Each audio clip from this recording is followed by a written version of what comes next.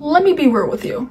If you were getting the CompTIA A+ and you think getting this will change your life overnight, sorry to break it to you, but you might be disappointed. And listen, I'm not saying that to discourage you. So right now, I am actively studying for the A+, and listen, I am in it. I am stressed, confused on certain topics. Some days I feel confident, some days I just feel like, what the hell is going on here? So this isn't a video from someone who has already made it, but this is someone who is actively on the same grind as you. And that's exactly why I think this conversation matters. So here is the truth about the CompTIA A+ in 2026. Certification itself isn't the real value.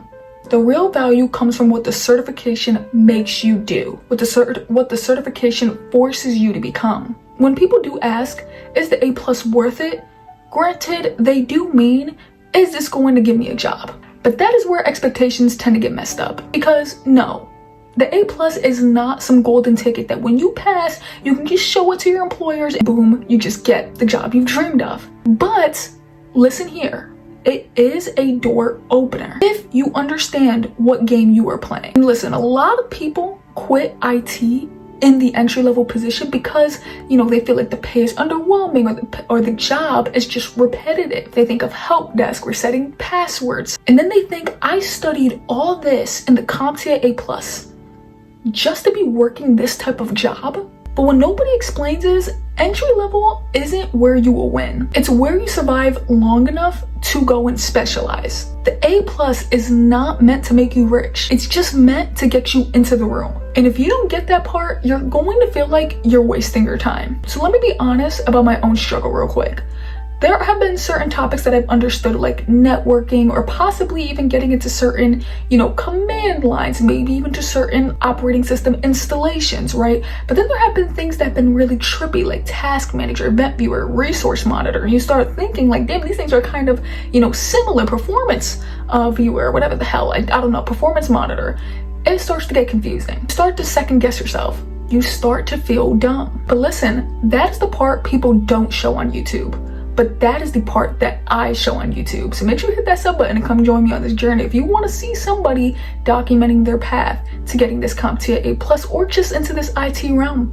But other YouTubers end up showing the I passed videos, showing all the different certifications that they've been working on behind the scenes. They never show the nights where you're sitting there like, am I even cut out for this? But here's the part that keeps me going. And this is important if you are watching this and you are feeling unsure. If the A+ feels hard, it doesn't mean you're bad at IT. It just means you're actually learning. This cert is training your brain to think differently, to troubleshoot, to slow down, to read logs, to isolate problems, to stop guessing. And this skill can transfer everywhere. But let's talk about 2026 specifically, because there has been a lot of talk in the game talking about entry-level jobs are more competitive, entry-level is more crowded, employers don't just want entry-level, they want you to have hella experience. Employers want proof, not just passion. And whether people like it or not, certifications are one of the fastest ways to show baseline competence, not mastery.